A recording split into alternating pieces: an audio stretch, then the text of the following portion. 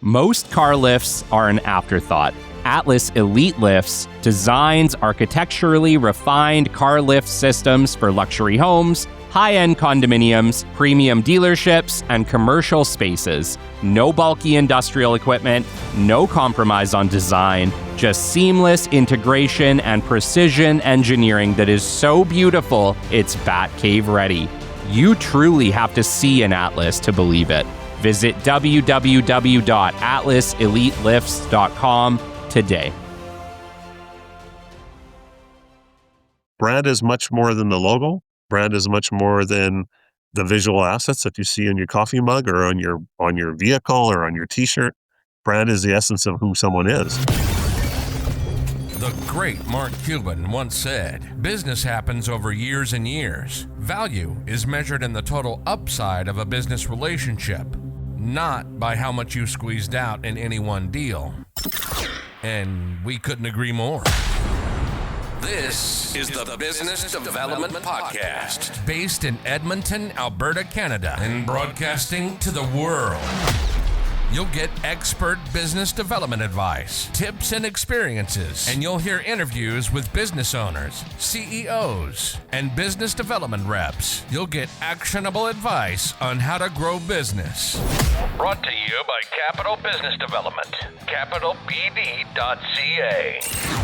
Let's do it. Welcome to the Business Development Podcast. And now your expert host, Kelly Kennedy.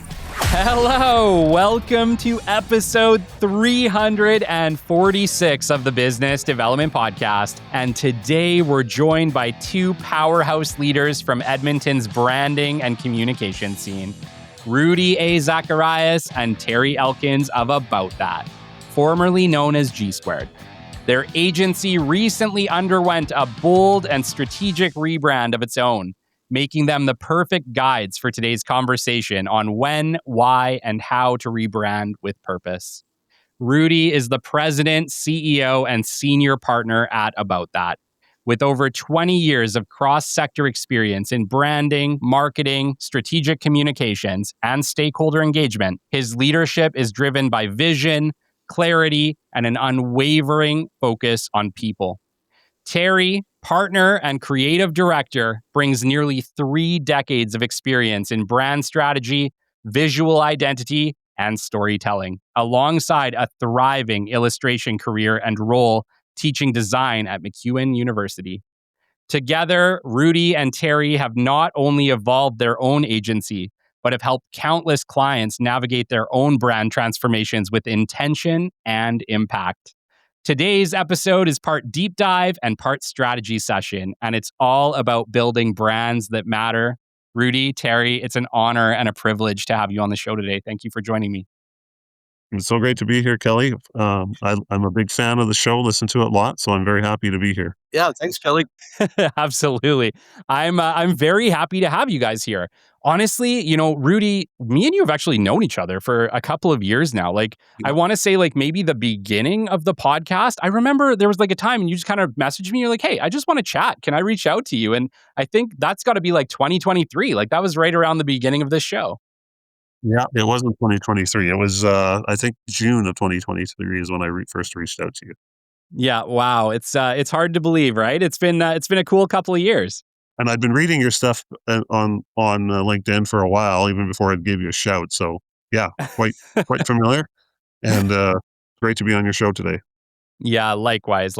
You guys have, one of Edmonton's leading marketing agencies. Super, super cool to have you on. And actually, it's funny because I've worked with clients who ended up hiring, G Squared, formerly G Squared, for rebranding projects in the past. So it's something you're actually known for. You recently went through an incredible rebrand of your own, and the new brand About That is super, super cool. I was at the launch party. It was incredible, by the way. You guys did a great job of setting up that launch party. Everyone was there. I was I was very impressed. Very impressed by the group of people you guys were able to put together for that. That was amazing. Yeah, we did that with very much intention. At the same time, I think there were people there that we didn't invite that were just there, which is great. Because the only thing we had concerns about were capacity of the where it was held. But anything else, we were happy to have people there. And it was really great because the whole intention of the actual event, Kelly, was not so much to promote our business, although that's always there. But it was really to um, have the relationship with the people that have supported us along the way, clients, past clients, future clients, just business partners, people who are in small business, just like we are, friends, family members. At the end of the day, it was really just a show of community support that a thanks from us to the people who were there and community support from the people who attended. Let me just start out by saying I absolutely love the rebrand you did. I love everything about that. You guys did such an incredible job. You know, walk me through, like, we're going to get into this later. We're going to get deeper on this later. But what I kind of wanted to know was it was clear that a lot of time and thought went into that rebrand. Do you mind just maybe letting us know, like, how long did it take you to do that? I can answer this as far as there's a multiple ways to look at the answer to that. So I'll start from the time that I took over the company is when it actually began, because it was in my mind from the day I signed the paperwork to take over the company. And it was, but it wasn't really fleshed out as a formality until about a year after that, because I needed to really just get my bearing on everything and understand the market and understand my team and understand my partners. Terry and Janelle are partners in the agency. So really, we just had to get to know each other really well. And we'd worked together before. I was a past client of G Squared's before I bought the company. So Wow. I did know them, but the dynamics were different, right? But I would say by the time that we officially decided to go down that path to the time that we were done was over a year.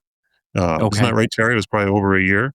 Yeah, well, And there's this answer and there's the therapist answer, but yeah, that's it's great. about that another time. But the time that I sat down with the staff and told them the first time that we were going to go through this process to the time that we started a digital campaign to promote our business, which is still going on. Um, so April 16th was the official launch day when we unveiled everything. So it was definitely more than a year, because I remember we were Terry and Janelle and me sitting in my office in January talking about the process and how we were going to do this. Yeah. No, even before that, it was before Christmas, Wow. because I wanted to push it much faster. And the collective wisdom of my colleagues is that we got to do this like we do with our clients and do this right. And so we really just put a lot of thought into it, and very intentional in what we did. And I'll tell you, Kelly, the brand is great, but the only reason I shouldn't say the only reason, but one of the main reasons it's good is because we took that time. And it's also because we had the voice of everybody in the room.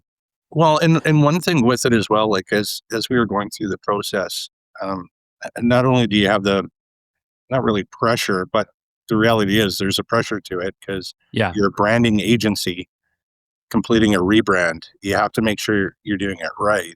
Yes. So to Rudy's point, we wanted to make sure that we were intentional with the time that we invested in it to make sure that we did it right.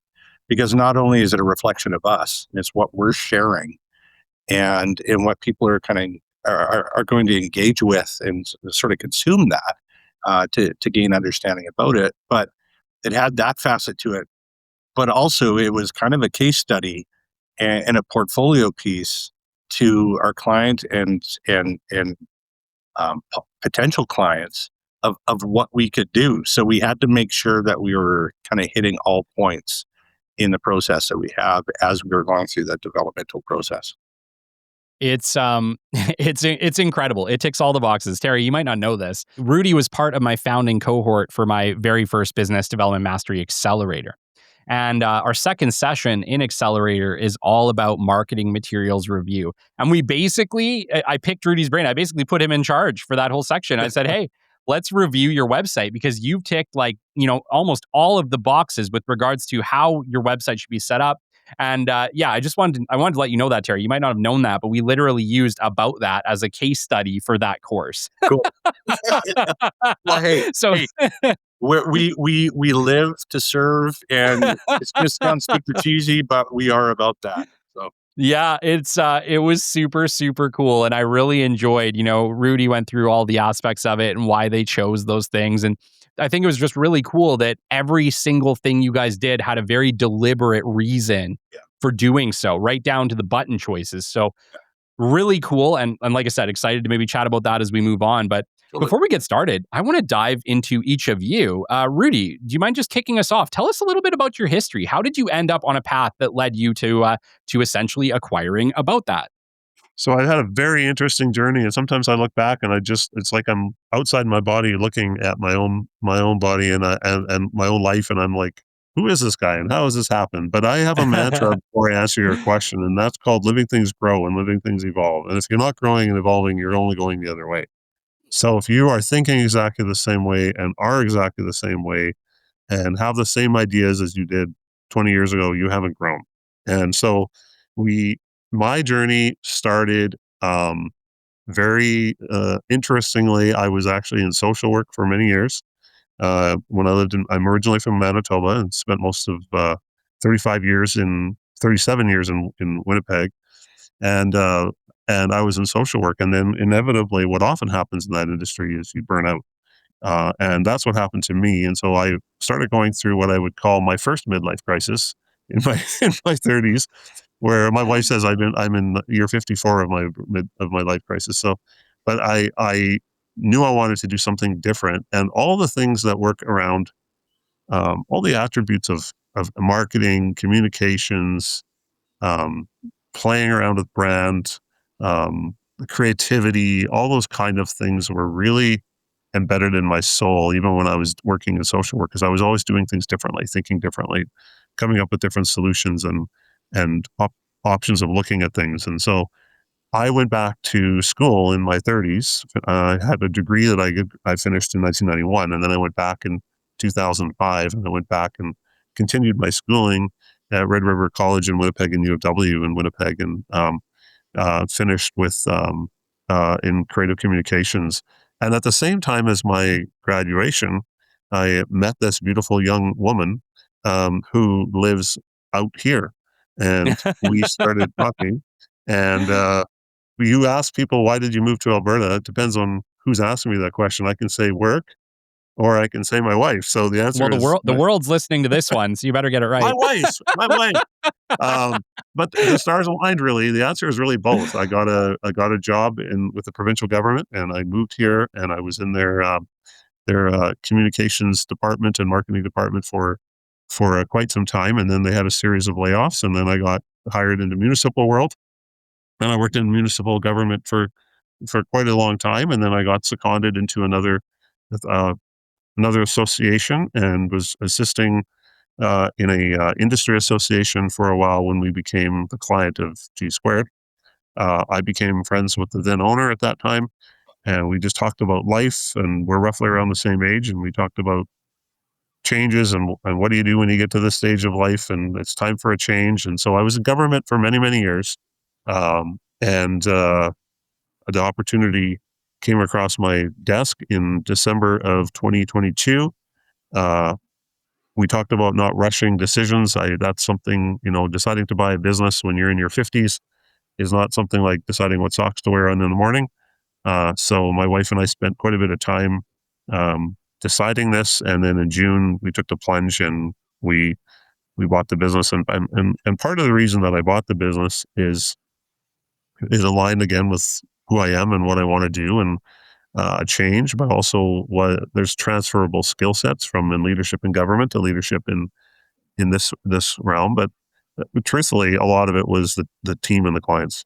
The team that is at uh, About That, and that was there when I took over, has an incredible reputation. They do incredible work, and for me to be a part of something like that where I'm not building it from scratch is a big reason of why I made the decision I did. So I knew I wasn't going at this by myself. And when you go to the world of entrepreneurship and business ownership, at that stage, you want to have a good support. So I don't have to handhold. That was a big part of what I didn't want. I have exceptional professionals that are incredibly good at what they do, and I can give the assignment to them, and I don't I don't have to worry about it getting done or being in the client's best interest. So that's a bit of my journey, all the way from social work in my 20s and 30s to government for 10, 15 years, and then moving into this world of business ownership and development, and business development and entrepreneurship and ownership, and leading a team in my 50s. So who knows what's going to happen in my 60s? No kidding. That's a bit of That's my quite story. it's incredible. It's an incredible story, Rudy. One of the things I always like to touch on when I hear about the jump, about people making that transition into either business ownership or starting their own companies. Can you talk to me a little bit about that moment? Because obviously that's pretty scary, right? Like that's scary whether or not you're buying an existing business, especially during COVID. You kind of missed the point that we were still in COVID at that point, which I imagine there's a lot of uncertainty. But even for people launching their companies, starting a company, making that transition from, like you said, employment into business ownership, entrepreneurship. Talk to me about that moment for you. What was that like? How were you able to reconcile maybe the fears that you might have had?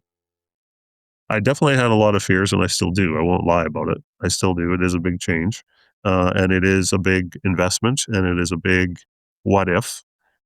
So I think we've talked about this before, and I know your listeners have, or your other guests have talked about this before.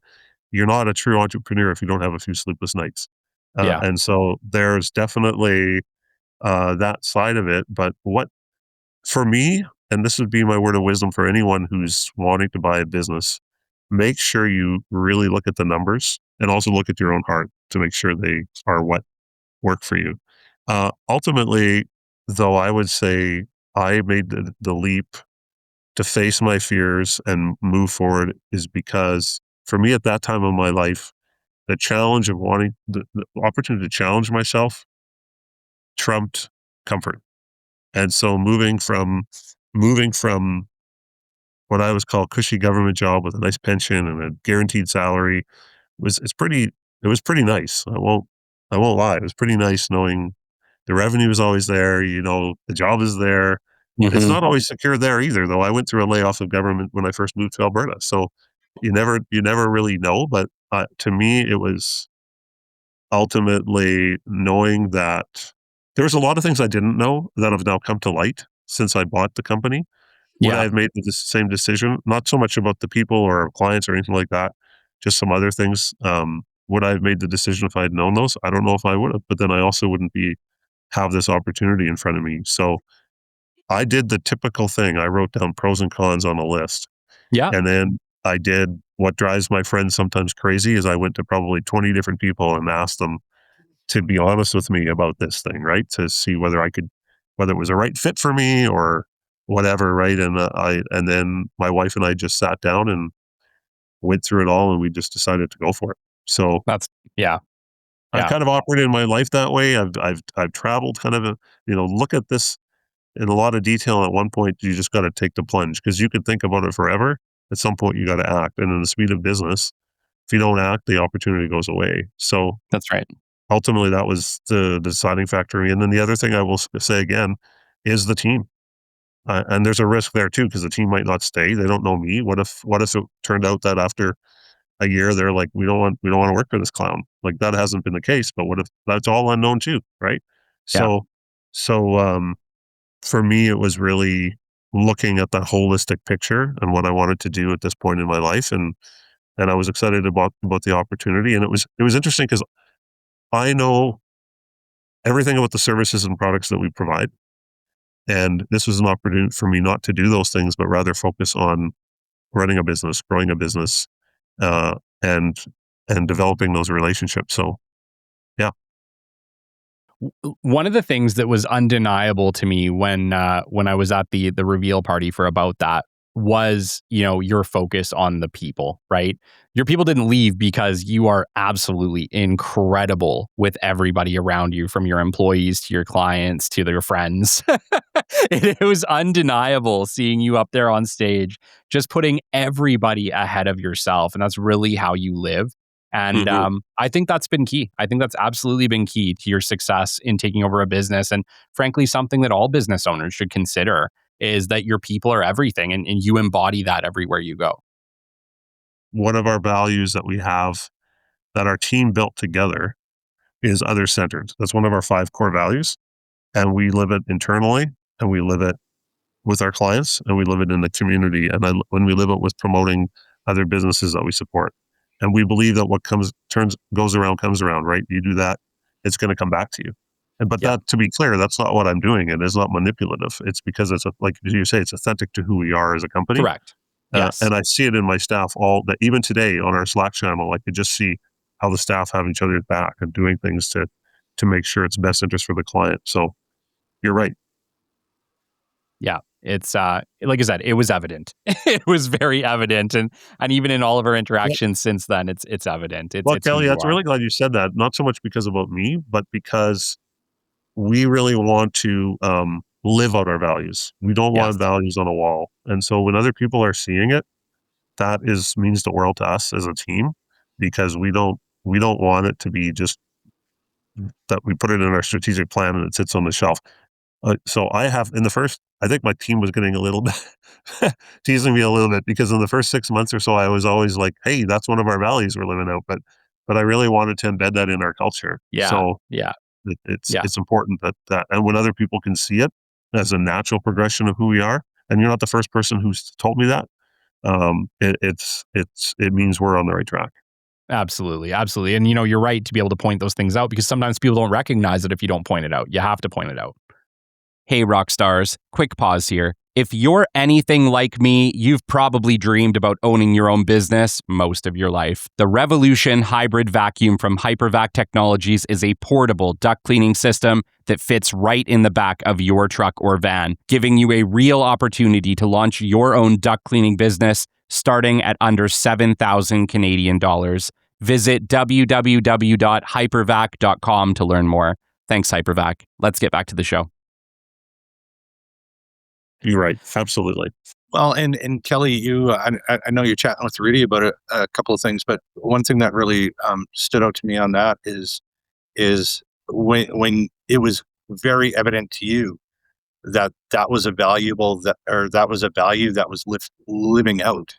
It wasn't just something said. You saw it lived out, and that's a fundamental brand characteristic. An effective brand characteristic is that it's not just words on a wall. It's not just words on a website, because that's cheap. Talk's cheap. It's the action that proves the reality. And you seeing that manifest in what we did, that how much more trust, how much more authority, how much more kind of engaging is that when you can see it lived out. Yes. Just your how exuberant you are, and how your response to that is proof positive of the benefits of that. Yes, absolutely. Absolutely. And trust is so instrumental. And when you show how much you care about your people, it really does build trust with everybody around you. So absolutely on the right path. And Terry, I'm going to use that to lead into you, man.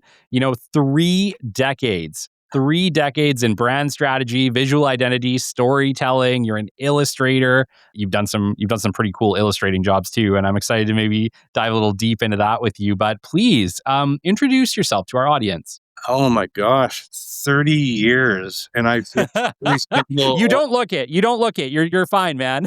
You have more hair than I do. That's some guy. That's some guy work going on there.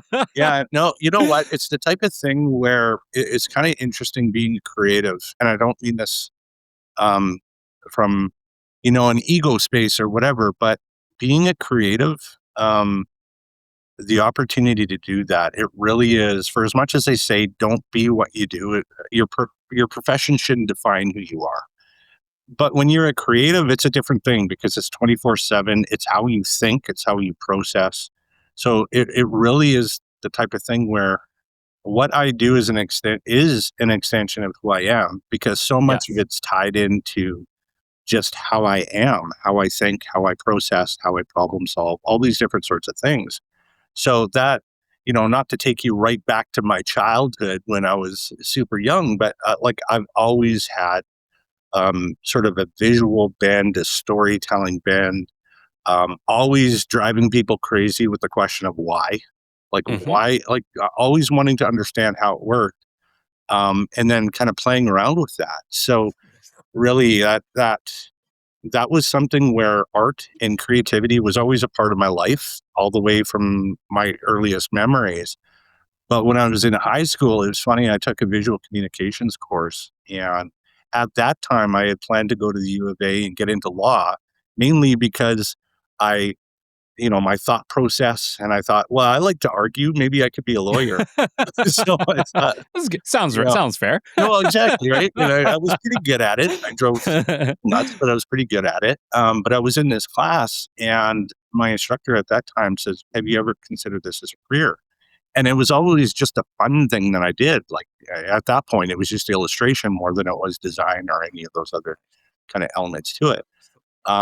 So I didn't really think about it until then. And then it kind of flipped in my brain that I saw it as a potential opportunity. So I started pressing into that now that I knew it was an actual thing that you could make money at. Yes. Then went to Grant McEwen Community College, which it was way back in the day in '94, to reinstill that how old I am. But yeah, went there, graduated, got into a small studio setting that was really focused on brand, focused on visual identity and brand identity development. Initially in school, I wanted to be an illustrator, but the market at that time, there really wasn't too much in the illustration space. So when I graduated and got out into the work world, started pressing more into design, started pressing more, like I said, more specifically into visual identity to design. So logos and things of that nature. And then brand identity, which is sort of extended even further out of that, and brand strategy and things of that nature. And was with that company for about 18 years. And then it was a smaller design studio, smaller scope. And I just got to a point where I wanted to try bigger things. I wanted to step into deeper waters and really kind of challenge myself in bigger capacity, bigger roles. And that's what brought me over to G Squared at that point. And initially they were looking for an art director, a senior designer. And I was an art director at the time. And I had reached out saying, hey, I'm kind of overqualified for what you're looking for, but it's checking the boxes for kind of where I want my career to go as far as what the activities were. Would you be interested in chatting? So was able to chat with the previous owner, came on board as a senior designer. I think, my gosh, within about 6 months, I was an art director and then moved into a co-creative director role. And then creative director, which I've been, I think, six years, I think, as full-time creative director. And and then this is where it's got me now. So that's that within that stream. But yeah, sort of parallel to that, I've taught 11 years sessionally at McEwen University within the design studies program. Wow. And then along with that, to varying degrees, have done some freelance stuff on the side. So I've had a couple of balls up in the air. I've got two speeds. I'm sleeping, and then I'm going a million miles an hour. So, and I love going a million miles an hour. You know what? That must just be the creatives in us, man. That's where I'm at too. Yeah. That's the speed that I see him. I don't see him on the sleep side. I always see him on the fast side. Yeah. And I always like to say that Terry and Janelle as my other partners, they probably get more done in the first 2 hours of a day than I do in 4, because I'm doing at that visionary strategic planning level, and they're in the concrete details of it. They do that too, don't get me wrong, but they're really much on making sure our clients' projects get completed and are finished. So they move faster than me, but it's okay. You need both on a team. Yeah. Yeah. Absolutely. I get in shit because I usually get up and I have my laptop open probably within 30 minutes of waking up because I got stuff to do too. So I totally get those two speeds. And then, it's not unusual for, a day, especially on a Tuesday where we're doing, a Wednesday show production, where I'll start work at, let's call it 7:30. And I'm working till 9:00 at night on occasion. And just given the fact that day between coaching, the show production, show planning, show recording, all the work that we normally do throughout the day as well, it's just, that's just the way it is, man. That's the entrepreneurship life. Some days are longer than others. You know what? When you get on the wave and you're riding the wave, stay on the wave. Yes. Yeah. Absolutely, right? Momentum. There's this funny thing about momentum is it doesn't always stick around. So you got to keep it moving forward. I wanted to lead into rebrand strategy. That's something that you guys absolutely specialize in. Like I said, I've had clients that have hired you. I know that you guys have done it plenty of times. You just went through a rebrand for About That. And, in some level, at least in Edmonton, you have a very strong expertise on this particular subject. And it's not something that we've talked about a lot on the business development podcast, if ever. I think we might have talked about like a company may want to rebrand if something like this happens, but like to be able to dive deep into a rebrand, that is really what I wanted to get into with you guys today, because Cool. I think a lot of companies have it happen to them after a certain period of time, or they evolve out of the brand that they started as, or you and me both know you start a company 5 years later, you can be a completely different company, right? Mhm. A rebrand doesn't necessarily mean that, you did poorly. It actually might be a sign of a massive evolution of your company. And now your company just doesn't simply fit with the previous brand, right? And so for you guys, what are some of the common challenges, opportunities? Why are people coming to you for rebrands? So there's quite a few reasons why, and sometimes our clients don't even know what they are. They just know that something isn't right. And so we like to facilitate a conversation with them and a review to point them in the right direction. But let's say that they do have some ideas. Some of the common themes, as you said, first of all, companies organize, whether you're a for-profit or a nonprofit organization, or even if you're in government, companies evolve, organizations evolve, and they need to stay competitive. And so they need to evolve their brand. And it can happen for quite a few reasons. Some of the most common ones that we hear are your values are just have changed. And what your brand and maybe we should even define what brand is at some point in this Sure. call so people understand what that is. But when people rebrand, there's usually a misalignment of some sort. It might be new leadership. It might be the we're not living according to our values. Or it might be that we don't have values. We have a brand, but we don't have any values. Or it might be that you're expanding your business scope and you're going into a new market and the business brand that you have is too limiting. Or it might be that your current brand has a bad reputation for whatever reasons it might be. I mean, we just heard what happened in the Coldplay concert. That alone could affect a brand. I'm not saying they need to rebrand, but anything can happen, right? It could happen. It could happen because of something where the reputation is not of anything the company has caused, or it could be that the company has caused it. There are just so many different reasons. Another reason is just stale and dated. We are in 2025 right now, and if somebody has a brand from 1900, maybe they want to change it. But on the other hand, old doesn't mean bad. It might be okay. So brand is much more than the logo. Brand is much more than the visual assets that you see in your coffee mug or on your vehicle or on your t-shirt. Brand is the essence of who someone is, what an organization is. It's everything they encompass, their values, their tone. And so there's a lot of different reasons why someone might rebrand, even if something as simple as a change in ownership. So for our own company, we were going in a completely different direction. Um, so it was the opportunity for us to really look at who we are. And we did a lot of work with our staff on who are we? What are our core service offerings? What are our values that we live by? And we did a lot of exercise on that simply because there was a misalignment. And it wasn't that the old is bad; it was just different. And so those are a lot of different reasons why a company may want to rebrand. Well, and fundamentally, there's a disconnect there. It's when you look at a lot of times people like to attach a definition of brand to something tangible, right? That they can wrap their head around, whether it's a logo, whether it's a website, whether it's,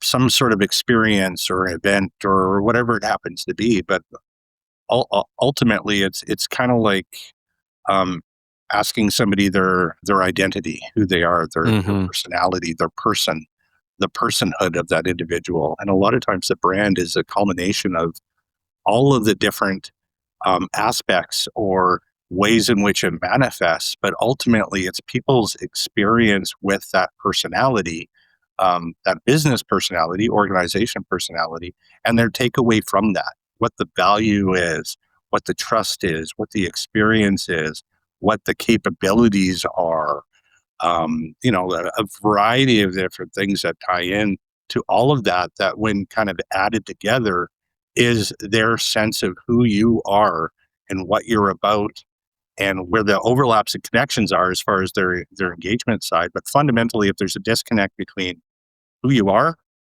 and how you're perceived, whether you perceive yourself internally, whether it's external perceptions, there's a disconnect in those. Fundamentally, that's really when you have to look on the brand side of if you have to address it, when there are some really strong disconnects. Okay. So I want to dive just a little bit deeper into brand. Rudy, you mentioned potentially a definition. I would love to explore that with you. I was always of the opinion, or not even opinion, but maybe just like what I always believed brand to be was what others think of you. Am I getting closer with that? You're right. And there's a very famous quote that we sometimes put into our proposals and that we let our clients know is it's a brand isn't what you say about yourself, it's what other people say about you. Yeah, And so, or feel about you too. It's also their feelings. It's not just what they say, it's how they feel. It's the emotional reaction. That's what they align with. If you think about the brands that before we got on this call, we were talking about some of your equipment and which brands, like it's what you say about the brand, not what the brand says about itself. And sure. that is so true. And so a lot of times when we work with our clients is we get them to tell us what they think their brand is, and then we talk to their clients to find out what they think the brand is. And sometimes there's a disconnect and sometimes there isn't. But you're absolutely right. Well, and a brand definition is tough because it encompasses so many different facets that it is tough to create a dictionary definition of it because of it's both complex and nuanced. It kind of moves between, which makes it a bit of a challenge, and that's why it's so important when you are considering it, and not only what it means, what it represents, but if you're looking to brand or looking to rebrand and considering that you walk through that process with people that have a proven track record of doing that to kind of unpack all of these different facets of the characteristics of brand, of what make brand, to see, okay, well, what are the strength points? What are the challenges? What are the disconnects? Where are those gaps that exist in how you're trying to convey yourself? And then how that's going to be received. And if they're on the same page between what you're intending and then how it's taken. Terry, is there like a big difference between building a brand from the ground up or going through a rebrand? Like, I guess maybe one of the questions that some of our listeners might be asking is say, I've had a company for 10 years. It's gone through a lot of evolution. We haven't changed the name. We haven't changed our logos. But maybe we're not quite the same company as we were when we started. However, we still have 10 years of building a brand underneath of us. If we rebrand, are we starting from square zero, or is it the same, similar? What's the difference between building a brand from nothing and then rebranding an existing brand? Yeah, there's a lot of overlap between them as far as the steps, mechanical steps of the process. A lot of the same questions. One of the biggest considerations, especially for a rebrand for a company, is you've got equity behind you. Now that can be positive equity or it can be negative equity of how the company has been built up, what it's represented, what it's sold, what its product was, how that was received, how it was used, that experience, that relationship. Like a lot of times when we talk about brand, and we alluded to Seth Godin, but he also in permission marketing. One thing that was great, that was really sort of an epiphany or an aha for me, is just this idea of permission, building a relationship with people, thinking of it like a date, a first date, a second date, a third date. Well, you don't go into the first date saying, "Hey, do you want to get married?" Yeah. You have to build that up through relationship and through experience. So I think um, tying that back to sort of the rebrand is you got all that water under the bridge, you got all that background that's behind you, that you have to manage that. You have to take a look at that and say, okay, people have an awareness of us. to this point, both internally and externally. And we have to make sure that we're not isolating, that we're not, you know, making them feel awkward, or that we've forgotten about them, or that we haven't addressed things. So there's a lot of Yeah. the past stuff. There's a lot of that equity, a lot of that positioning that you have to consider on a rebrand, that you don't necessarily have to, that you have to go through on a start right from ground zero with a branding, because you don't have that history. People don't necessarily know you, so you've got that fresh start right from the get go. Yes. Yeah. So I know like one of the concerns from one of my clients was that obviously we have a history, we have a reputation, we have existing clients. We don't want to confuse them or lose the reputation with the good clients. So I know that was a concern for them when they were potentially going to go through a rebrand. I imagine it's just very complex. Yeah, no, it is, and it's that complexity is the type of thing. That's why it's super important, regardless of whether it's a brand or a rebrand, that you go through some steps of fundamentally, having that strategic purpose, that clear sense of purpose of what you're doing and why you're doing it, and what that represents. Considering your audience and your positioning, your understanding within the market, the audience, the pre-existing audience, what are their needs? What's their perception of this? And you have to take that into account as you move forward, because you don't want to isolate them. You don't want to make them feel like they're forgotten about. You want to make sure that as you move through the steps of development, that you have a very strategic and intentional plan to say, hey, we're adapting, we're adjusting, we're going in this direction, but you're being welcome to come along. You're a part of this journey as well, that we really appreciate you, to make Yeah. sure that they're a part of that process, not left out in the cold. Yeah. So it's like what you're saying is absolutely critical to keep people up to date and informed about what is happening, because it can be a giant culture shock if they wake up tomorrow and the company's got a brand new name, maybe a new 100%. leader. Yeah. Like, yeah, I get where you're coming from with Well, that. and that creates question, right? Like, questions are great when you have an answer for it, or when you answer it. But if you just leave a question hanging, then you've lost control of the narrative and the potential of interpretation, because people are going to think, okay, well, why the change? Yeah. What happened? Yeah. Is there a financial issue that they had to Mhm. legally, for whatever reason, switch it because, okay, well, they're in trouble? Or is there some other thing that happened? Was the CEO and the head of HR at a concert? And, there's a number of different things that come to mind that you cannot control, because you left the door open to Yeah. assumption and second guessing and questioning in ways that don't need to exist. So that's where the strategy, the intentionality, making sure that you cover everything off as far as who the audience is, the various audiences are, what they need to know, and ensuring that they're a part of that journey, and that way you take care of those potential pain points. In your experience, like what is the right time for a company to consider a rebrand? If it just has this feeling that it's not quite who you are, and to speak specifically from about that, and our process there is that we didn't feel like what we were putting out and the experience that people were having was accurate to who we are, what we represent, what we value, what our ultimate goals are, and the value proposition that we put out there. There was a lot of muddied waters, and it wasn't consistent. It felt like it wasn't genuine to us. Mhm. So, Mhm. so that's one key area where you have that disconnect. But Rudy, do you got a couple others? I was going to say, first of all, I'm going to answer your question, but I just want to go back to 2 points. The first is, when we talk about the definition of the brand, it's a sum total of everything that people are saying about you. Okay. So everything about your brand, it's not just the logo, it's not just your product, it's a sum total of all the experiences and feelings that you have. By sum total, I mean collectively, from your audience, from your customers to your vendors, to your suppliers, to your staff. We've sometimes done audits where we're not with our staff, with our clients, where we've been asked to audit the brand internally and externally, or their marketing, and we find a really big disconnect. So the sum total is not the brand.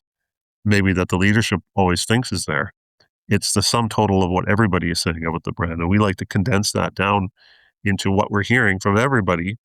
And therefore, now you can make an informed decision on, is it time for us to tweak our brand, to I rebrand? see. Do we need to rather do maybe something around um, employee engagement? Do we need to do something different with our product? So you may not have to do a rebrand, or you may. But Well, and that's the first just thing. The just to second jump thing, in real quick, Rudy, on that, because you make a really good point of when you go through this process to make sure before you go external, get consensus, get understanding, get engagement internally, get your internal stakeholders a part of the process. Rudy talked about our with our rebrand that it was the entire team that was a part of it. I Yeah. think that's absolutely fundamental that you get their insights and perspective, not only so that they feel included in the process and that they have a voice and they have personal ownership, and they're going to be a far better brand ambassador if they feel like this is them as much as it is Sure. leadership and whatnot. But a Yes. challenge that we've run into time and time again is those situations where we put out surveys or we talk to staff, and there's a wide gulf between what leadership thinks their company is about, what their values are about, what consensus is amongst the company as far as direction and value and those sorts of things, and what staff think. We've had instances where it's been a wide gulf between that, where it's it's almost the staff response being not that they're kind of making fun of it or but almost like there's been senses or instances where it's almost been sort of cynical to that because of that sort of disconnect. So it's absolutely fundamental that you get that sort of engagement piece to it. So sorry, Rudy, I jumped in. well, what I was going to say with the buy-in is sometimes leadership from an organization or a company or a department is willing to consider it, but they haven't got their full buy-in, which is why, to Terry's point, is really good to have maybe a third-party review and an analysis before you start going into the full rebrand. Internally, we call that an audit, but the audit isn't just all those. When we say audit your brand, it's the sum total of what everybody is saying. So we Yeah. don't audit the brand and say, is this logo still outdated? That's probably one of the last things that we look at, although it's important as well, because that is like the clothes that you wear when you walk out. Is it reflecting who you are, right? But in order to do anything, you need to have that buy-in. And sometimes I've worked with clients over the years where once we've done the audit and the truth comes out, they don't want to go down that process because it's kind of like when you have people in your life that you trust that tell you the truth about yourself. Mm-hmm. There's good and there's Mm-hmm. bad, right? Yes. And so do you have to totally change yourself, or do you just need to tweak parts of you? So that's a really big thing. And then when you were asking that question about how does the example of one of your clients asking you a question about whether to rebrand or not, what I would say about one of the things that we do when we build a brand strategy, we build two supplementary strategies that are part of it. The one is a change management strategy, and that's internally and externally, so that by the time the brand is unveiled, you can answer a lot of the questions. You're not going to be prepared for everything, but you have a lot of opportunity before you even launch that brand, especially for a company that's been around for a long time. I mean, G Squared was around for 28 years and rebranded, so I took a huge risk, Yeah. and I know that. But the risk was the mitigations that we put in place to reduce that risk. Everything from the very first meeting I had with Terry and Janelle to the meeting I did with the staff to how we unveiled it was done with very much thought and insight. So a lot of the questions were answered before we even got that. So developing a change management strategy. And the second one is a communication strategy. You're communicating to all those stakeholders that are the sum total of your brand. You're explaining why you're doing the brand. Doesn't mean you have to unveil all your dirty laundry, but you have to give some kind of reason to why this is happening. We had a client that we worked with when I first came on board where we did a rebrand for them. And they did all those things, and there were still some people who would be like, "Why are we doing this?" And you're Yeah. always going to have those, but we don't build a strategy or keep a strategy for the few. We make a strategy what makes most sense for the organization as a whole. So I hope that answered your question, Kelly. Yeah, absolutely. One of the things that's come up, I don't know a ton about like a rebranding an entire company, but I know that like something that's come up in some conversations that I've had was you don't necessarily need to do a full rebrand. You can do something called a refresh. Can you maybe explain what the differences are between a refresh and a rebrand? Yeah. So, I mean, refresh is exactly what I was saying. If you get a third party audit, which plug for us, we do that. We can come into your organization and we can do a third party audit, a review, and an independent assessment of everything, and then make recommendations as to whether you need to have a refresh or a full tweak, or a full overhaul. But the way I'd like to illustrate it, and I will ask Terry to speak to it a bit more, is if I let's say it's like a makeover, right? I can go and my wife will say to me, "You're wearing that to that event?" Um, that can mean I need to change my shirt, or it means I need to do a full refresh of what I'm wearing, right? Yeah. Um, and the analogy fails a little bit, but that is, I think, a really good example of what we would like to do with our clients is we like to look and say, "Are you wearing that? Or actually, what you're wearing is really good. You might need to change that tie or something, right?" Yeah. And that's a pretty a way that I sometimes try to explain it with humor to our clients who don't quite understand all of it. And it's definitely more technical than that. And I'm going to ask Terry to speak to a bit of that. Janelle and Janelle, the other partner, we have a really good relationship in that we're just fully candid. We're just honest. So on the clothing side, where it's like, hey, if it needs to be called out, it needs to be called out. We we have fun at each other's expense. Unfortunately, usually at Rudy's expense. You're saying I dress bad, Terry? No, you're good. No, yeah, it, yeah. You know what? And this kind of with regards to the rebrand versus the refresh.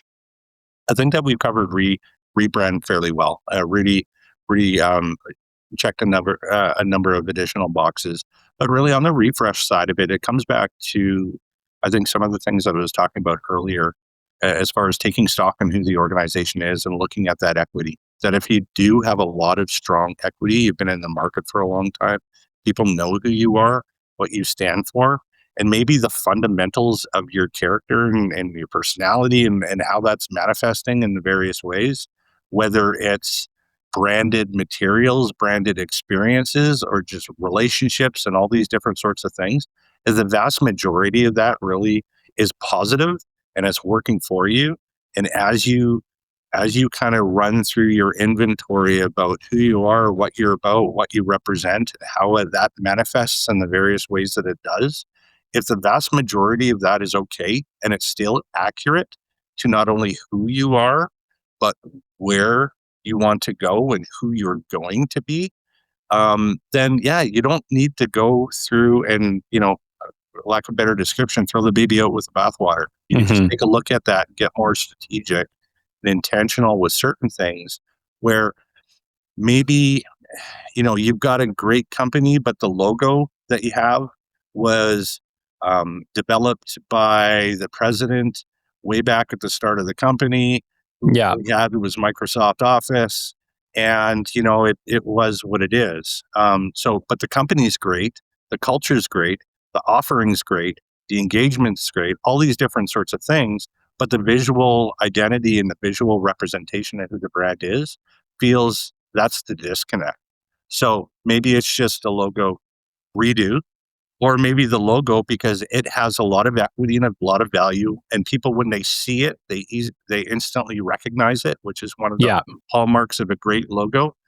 Well, you have to take a look at that too and say, okay, well, maybe it's not a new logo, but maybe what we do is we adjust it. We look at Yes. some of the other characteristics that make a good logo, that makes it feel more contemporary and modern. I won't use the word trendy because you want to stay away from that. The only trend Yes. that you should be following is the one that's true to you as a company, not what's out in industry. Um, but maybe it's just a tweak to that. Maybe it's a color palette. Maybe it's some messaging or tightening up on some of the language of things. So by going through and completing a good, robust audit, to use to use that term again, is great because you can isolate out those selective areas because everything runs through that filter of who we are, what are we about, what's our purpose. You've got that sort of that trail marker that's telling you which direction you should be pointing, or that compass bearing. You're running it through that filter, and what deviates from that, then you can get really strategic and intentional on a few things that just get tightened up. So you can tighten those laces and have the tight shoes, for lack of a better description. Yeah. And it's a really good point that Terry brought about not just the logo again. I want to re-emphasize over and over and over again for your listeners that a logo is not a brand.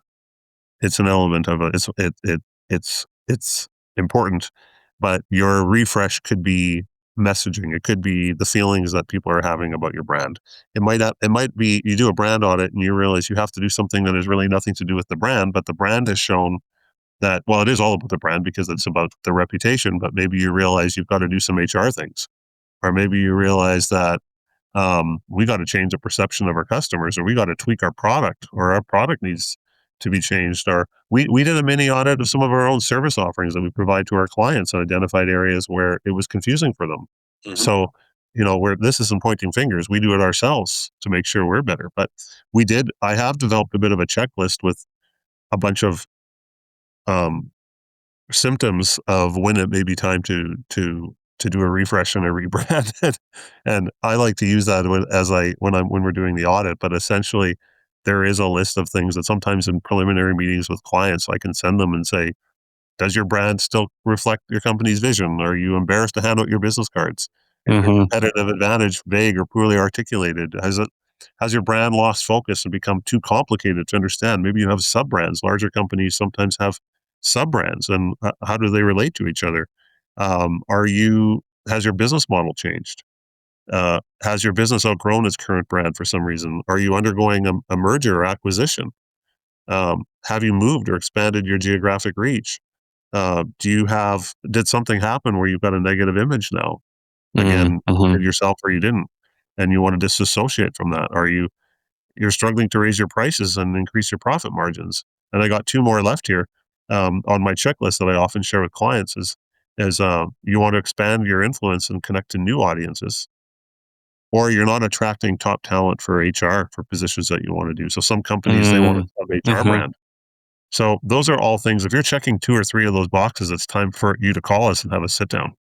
Yeah, there's significant amounts of reasons and benefits to essentially going through that rebrand. And maybe what I wanted to do was kick it over to you. So you guys are, 3 months or so post-launch of about that rebrand? Yep, actually, exactly. Have you noticed anything incredible, or has anything really cool happened since that time for you guys, just based on the rebrand itself? For me, there's 2 big things that I've noticed. The first was at the event itself and the residual effect. So we had people that came to the event that when we did it, and our launch was very intentional too, as you know, you were there. But the comments that I'm getting where they can see that the brand is an extension of who we are. We say that we always have our clients' best interest in heart. Every company says that. Of course, you're not going to be a company that says we don't have our clients' interest in heart. No one's going to say that. But it's something that we really live in. We've seen, what I'm hearing from our clients is that they will tell me they can see the connection between our brand and once we really, like, if you go on our website and you see our service packages, we spent a lot of time on really making sure those align with our brand as well. So it's clear now for our clients. And so that's a pretty cool thing. And I think the other thing is when I'm out at business functions or meeting with a client that knew who we were before but don't know who we are, is just the emotional reaction that they're having to our brand when I share it. And then in a conversation with them, how many times in a conversation when we're just talking about whether it's a marketing strategy they need help with, or a website redevelopment, or a brand, they'll in the course of the conversation they'll be saying, yeah, that's really it's really all about that I'm trying to do. And then it's just coming out in everything that we're doing and saying. So So Yeah. it's less so much of have we signed on 5 new clients, which is great. Getting those clients is great. But are the clients we getting responding to our brand and seeing that we're living out our values, and it's no longer confusing for them from who we were before. That's what I've noticed. I would say that's a perfect segue because I guess what I wanted to understand was how do you ensure that a rebrand stays successful for an organization like long term rather than just like a short term change? Do you ever give like advice after a rebrand on how to sustain the impact? We sure do. And I mean, that's one of the biggest things is making sure you have your brand ambassadors. And a brand ambassadors, I guess the kids these days are calling them influencers, but really it's the keeping the momentum going, right? Yeah. So yeah, we had our launch event, but if if that's where it ended, right? So it to continue to check your values, see if you're still living by them, um, and really the success of any rebranding initiative is largely dependent on the commitment we prepared for it internally. So the more groundwork you do in prepping for the rebrand, the more efficient and impactful the process is going to be, right? So it it's long term when we deal with our clients, when we develop a branding strategy, it doesn't end at the launch. We incorporate elements of post-launch strategy. Now, we can be with them for as long as that takes, or we can give them some training and some resources internally for them to manage that self, or we can check in on them. I like to check in after 6 months to a year, seeing if they are doing okay, if they need support. But it's really where we call that brand positioning as well, is where are you positioning your brand in the areas where people are going to become aware of it. So you do the launch and then it goes back into your office and you never see it. It's not going to work. So you have to, part of the strategy is where you're going to position and elevate the brand so that it's always familiar and grows with you as a company. When you go through the process, when you invest the time, the energy, the amount of money into either a branding, or a rebrand, it's like a garden. It has to be tended. You can't just go through all of that time, like I said, time, energy, and expense to develop it out and think you can just set it and then just it'll run on autopilot. It won't. You are going to burn through that. You're going to waste a portion to varying degrees of your investment if you don't tend it. You have to make sure that you're intentional with it, that especially through the process, you get buy-in internally, that you get everybody on board. You know you know exactly what you're on board to and how you protect and maintain that brand as it finds its legs and as people kind of engage it and it grows. So yeah, the simplest way that I can describe that is think of it like a garden. If you want it to grow and flourish, You have to care about it. tend and continually invest in it. It doesn't mean that you have to put a massive amount into it. It'll depend on the scale and scope of the organization, and obviously the resource that you have. But it still has to be intentional and looked after. You can't just set it, forget it, put it on autopilot because it's going to grow the weeds. Yeah, yeah. I mean, you kind of made the point that just switching out the logo isn't going to save the day on this. So you need the whole body to be, on board and about the same thing, and you need it all to be about that. Yeah, right. And on that note, please, we're speaking to a worldwide audience, Rudy. Please lead us into about that for the people listening. You guys are an incredible, incredible agency. Let them know what you do. Let them know, what type of services that you would be ideal for, what areas and regions that you could service, and what the best way is for them to get a hold of you. Absolutely. So we have been around for 30 years. We're now in our 30th year. We're in our first year as about that, but we've been in business for 30 years and our staff have been with us for a long time. We have staff that have been with us for quite some time. So there's a whole lot of experience there. We are a full service brand marketing and communications agency. And we are redefining really what agency is about in the modern world of technology and AI and all those wonderful things. But our core focus is our clients' needs. And so we don't have a one size fits all.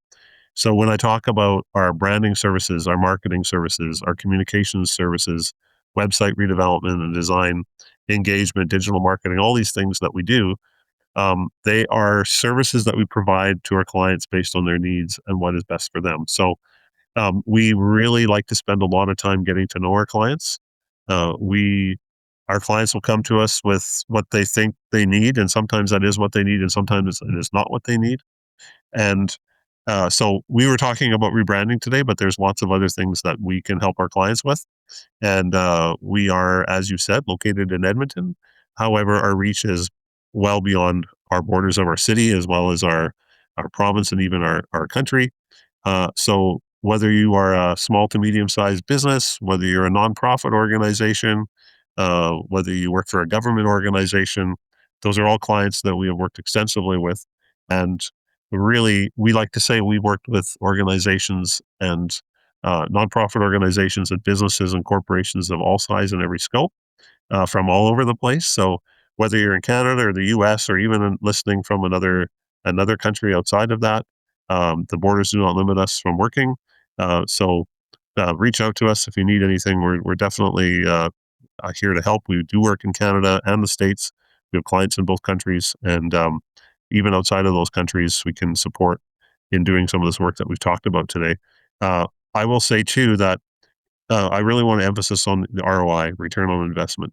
We're very much focused on making sure our clients have return on investment. Now that means that there's a collaboration and a partnership. It means we work together.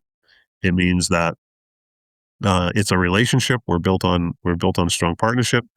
But there was a study done by McKinsey and Company not too long ago that talked that those that have a clear brand and a clear marketing strategy that is very clearly defined and robust have a significant uh, result of outperforming those who don't. And I just looked at a recent study before this call that was talking about a recent finding that was saying that your customers and your clients are 46% more likely to pay for a brand that they trust than that they don't. And that's gone up by 30% from the year before. And that continues to rise. And so the importance of that is really connected. So I did just want to throw that out, Kelly. I meant to say that at the beginning of our call, just how that it's not just about creating something, whether it's a marketing strategy, communication strategy, brand strategy, your website. It's not just creating something that feels good. If you're a business, you want it to actually drive results. If you're a nonprofit, you want it to increase awareness. You want it to increase donations and sponsorships. If you're a business, you want to get more clients. You want to retain your clients. So we will also work with our clients to develop a system where they can measure that ROI so that what we do will actually show that there's measurable results. And so we'd be happy to work with you. You can reach us. The best way to reach us is to go to our brand new website, 3 months old. weareaboutthat.com. And you can find a way to reach us. There's an online forum that you can reach. You can see some samples of our recent client work. And if you are on our site or you're following us on LinkedIn or Instagram, we're not on Facebook anymore, but we are on Instagram and LinkedIn. And you work in a industry or a business, and you don't see that on our site as a sample. That doesn't mean we haven't done it. For efficiency's sake, we put some of our best work on there, but reach out to us. And the other thing I'll just say that we like to do for our clients, if you're not sure, if you're listening today and you're not sure what you need, but you know you need something, it starts with a conversation. Yeah. And it starts, so we have something called a breakdown session, which is something new that we created as part of our whole rebrand and really fleshing out our service offerings. It's an opportunity for us to sit down with your leadership team, or if your department heads or your staff, and to sit down and ask a series of questions that we facilitate. We guide you through that process. We go back, then we create a strategy for you, or at least a plan so you know where you need to go. Then you can budget accordingly. Rome wasn't built in a day, so you don't have to do it all at once. But then you have your path and you know what you need to do. And you know when to engage us, you know when you not to engage us, and you know how to plan for the next year, 6 months, year, 2 years, 3 years, 5 years. So I did want to put that out there too, Kelly, for those that they know they need something, but they don't know what. Yeah. Whether they know they need to do something with their brand. Could someone just take a look at it and give us their third-party independent analysis, which we'll do as part of that breakdown session. So yeah, I just wanted to put that out there too. Yeah, that's amazing. And, on all the posts that have to do with this show, I will have your website. I'll have your phone number. I'll link both of you guys on LinkedIn, so it'll be easy for people to find you. So if you're listening to this, head on over to LinkedIn. All the stuff will be there. Terry, I do want to just ask you something here before we wrap up today. For companies that are considering a rebrand, maybe they haven't quite, pulled the trigger on it. They're mulling it over in their brains.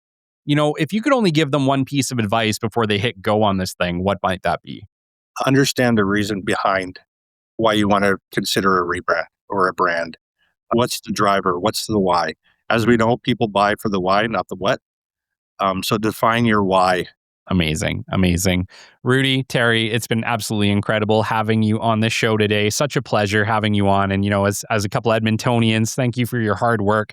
Thank you for making our city a better place and just for everything you do. And like I said, your brand reveal was incredible. I think if that's any indication of what you do for another company, all the companies should be calling you at this point. But for the reality, if I'm going to shout this out, I would say that Rudy and Terry, well, they're about that. Awesome. We are.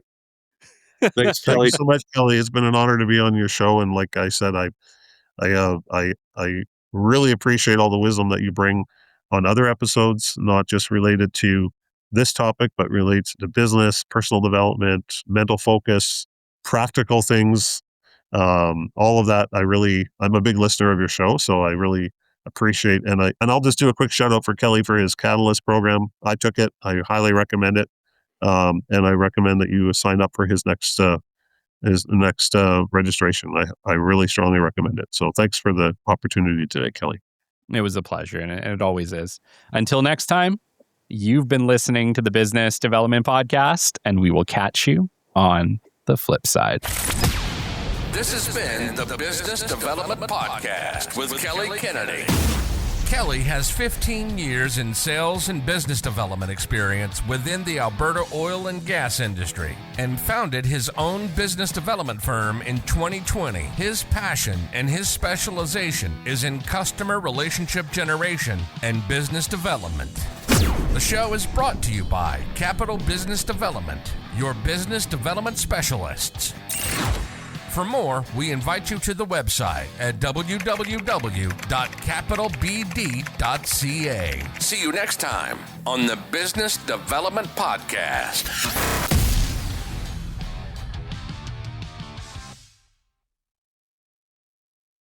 For industries like mining, forestry, construction, and energy, downtime is not just frustrating, it's expensive. For more than 55 years, Thunder Bay Hydraulics has helped keep critical equipment running through expert hydraulic cylinder repair and manufacturing.